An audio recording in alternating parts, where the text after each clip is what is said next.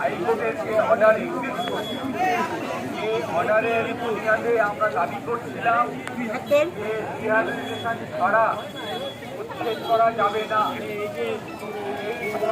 হাইকোর্টের এই যে ভেকেশন বেঞ্চ ছিল, এই ভেকেশন বেঞ্চে কোর্টের কাছে জরুরি ভিত্তিতে লিভ নিয়ে রিট পিটিশন ফাইল করেছি, যার শুনানি আগামীকাল হবে। এখন একটা মামলা পেন্ডিং, যে মামলাতে আমরা দাবি করছি যে আদালতের নির্দেশ থাকা সত্ত্বেও তারা মানছে না। তাহলে এই পরিস্থিতিতে আমরা দাঁড়িয়ে আছি। এখন যেটা বলার, যে রাজ্য সরকারের পুলিশ এবং রেল পুলিশ তারা মিলে উচ্ছেদ করতে এসছে। যারা দায়িত্বে আছে তারা এখান থেকে এক মাস আগে সংবিধানের শপথ নিয়েছে। সংবিধানের শপথ নিয়েছে যে তারা সংবিধানের বিধি মেনে, দেশের আইন মেনে কাজ করবে। তাহলে যারা সংবিধানের শপথ নিল, দেশের আইন মেনে কাজ করবার, তারা সরাসরি যে কলকাতা হাইকোর্টের ডিরেকশন আছে তাকে লঙ্ঘন করছে। তাহলে যারা আইনের শাসন প্রতিষ্ঠা করার দায়িত্ব নিয়েছিল তারা কলকাতা হাইকোর্টের নির্দেশকে অমান্য করছে। এখন অমান্য করলে আমরা নিঃসন্দেহে কলকাতা হাইকোর্টে গিয়ে আবার আদালত অবমাননা মামলা করতে পারি, সেটা আগামী দিনের কাজ। কিন্তু আজকের দিনে আমাদের যেটা উপলব্ধি আর আপনাদের জন্য যে বার্তা, যেটা আজকের পরিস্থিতি, সেই পরিস্থিতিতে এটা খুব পরিষ্কার যে যারা গরিব মানুষ এখানে বসে ব্যবসা করছে তাদের পেটে লাথ মারতে হবে। সংবিধান বলছে যে রাষ্ট্রের নীতি এমন হবে যাতে ধনী আর দরিদ্রের মধ্যে অর্থনৈতিক বৈষম্য দূর হয়। সেই সংবিধানের শপথ নিয়ে বেছে বেছে গরিবের পেটে লাথি মারা হচ্ছে। এটা সরাসরি সংবিধানকে অবমাননা করা হচ্ছে। তাহলে আদালত অবমাননা তো তারা করছেই, সঙ্গে সঙ্গে সংবিধানেরও অবমাননা করছে। ফলে আমাদের কাছে দায় হচ্ছে এই সংবিধান বাঁচানো। এই সংবিধান যে অধিকার আমাদেরকে দিয়েছে, যে অধিকার সংবিধানের মধ্যে স্বীকৃত হয়েছে, যে অধিকার এরা কেউ দেয়নি, যে অধিকার আমরা অর্জন করেছি লড়াইয়ের মধ্যে দিয়ে, সেই অধিকারকে যদি রক্ষা করতে হয় তাহলে বেঁচে রইল এই রাস্তাটাই। তাই রাস্তায় আমরা সকলে জড়ো হয়েছি, এই রাস্তার লড়াইকেই আরো শক্তিশালী করতে হবে।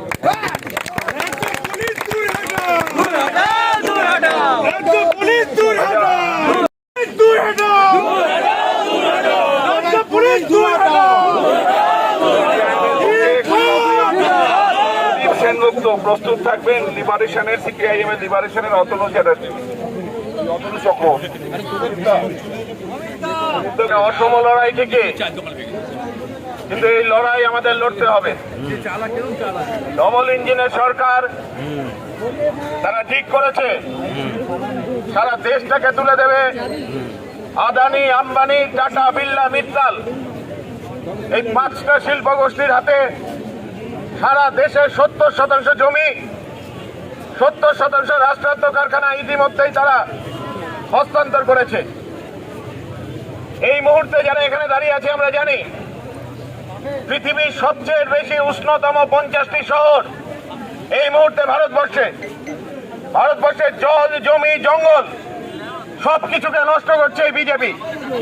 এবং বিজেপি চেষ্টা করছে আমাদের এখানে সাধারণ মানুষের বুকের উপর বুলডোজার চালিয়ে রেলের জমি তারা নিয়ে নেবে সাধারণ মানুষের হাত থেকে, যে সাধারণ মানুষ দীর্ঘদিন ধরে এখানে ব্যবসা করে এসে। আমরা যারা এখানে দাঁড়িয়ে আছি আমরা জানি এই ভারতবর্ষের আপামর জনসাধারণ, লক্ষ লক্ষ মানুষ, তলার দিকে থাকা কোটি কোটি মানুষ, তাদের হাতে এই মুহূর্তে চাকরি নেই, তাদের বাসস্থানের কোনো ব্যবস্থা নেই, খাবার দেওয়ার জন্য মাথার উপরে থাকা সরকার তারা কোনো দায়িত্ব নেবে না। আর সেই মানুষ তার নিজের রুজির ব্যবস্থা করলে বলছেন সেটা বেআইনি। আইনি পথে করা যাচ্ছে। দেশের সরকার তারা আইন মানে নাকি? যদি তারা আইন মানত তাহলে এতদিন ধরে আমাদের লালিত যে রাষ্ট্রায়ত্ত কারখানা, সেই রাষ্ট্রায়ত্ত কারখানাগুলিকে তারা তুলে দিত না আদানি, আম্বানিদের হাতে। আমাদের দেশের হাজার হাজার লক্ষ লক্ষ একর জমি, সেই জমি সরকারি জমি, তা তুলে দিত না আদানি, আম্বানিদের হাতে। সরকারি জমি থাকবে কেবলমাত্র কর্পোরেট সেক্টরের হাতে। আর মোদী সাহেব তিনি ঘুরে বেড়াবেন দেশ বিদেশ, ঘুরে বেরিয়ে আদানিরা যারা ব্যবসা করতে পারে, দেশের সমস্ত বড় বড় রাষ্ট্রায়ত্ত কারখানা শুধুমাত্র নয়, ব্যাংক, আপনারা জানেন LIC থেকে শুরু করে সমস্ত কিছু। যে কারণে আমাদের এই লড়াই দীর্ঘস্থায়ী লড়াই। এই লড়াই কেবলমাত্র হকার বাইদের রুজির বাঁচানোর লড়াই নয়। এই লড়াই কেবলমাত্র আমাদের এই সাইডিংয়ে থাকা মানুষজন যারা দীর্ঘদিন ধরে এখানে ব্যবসা করছে, যাদের কাছে কোর্টের কাগজ আছে, কোর্ট যাদেরকে এখানে ব্যবসা করবার জন্য অধিকার দিয়েছে, এই লড়াই কেবলমাত্র তাদেরকে বাঁচাবার জন্য নয়। এখানে যে যাদবপুর বিশ্ববিদ্যালয় ছাত্ররা আছে, আগামীকাল সেই যাদবপুর বিশ্ববিদ্যালয়ের ভেতরে দেখবেন হয়তো বুলডোজার ঢুকছে, হয়তো বা সেখানে ভিসির পোস্টে বসিয়ে দেওয়া হবে কোন IAS অফিসার, IPS অফিসারকে এনে, যারা RSS এর শাসনতন্ত্র কায়েম করবে ওই যাদবপুর বিশ্ববিদ্যালয়ের ভেতরে।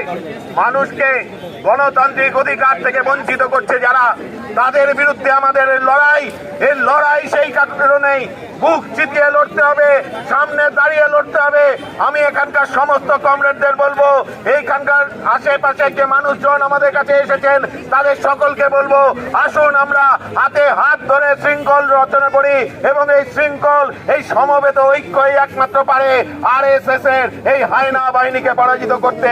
আপনাদের সকলকে লাখো সেলাম, রেড স্যালুট কমরেড। সামনে থাকুন, লড়াই হবে, লড়াই আমাদের একমাত্র রাস্তা।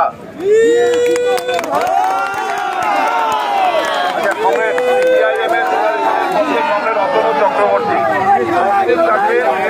রাজ্য নেতৃত্ব কমরেড দীপঙ্কর সিং, এছাড়া আমাদের এখানে শিল্পী অর্ঘ মুখার্জি, রাজ ভট্টাচার্য সহ বিভিন্ন সংহতি জানাচ্ছেন।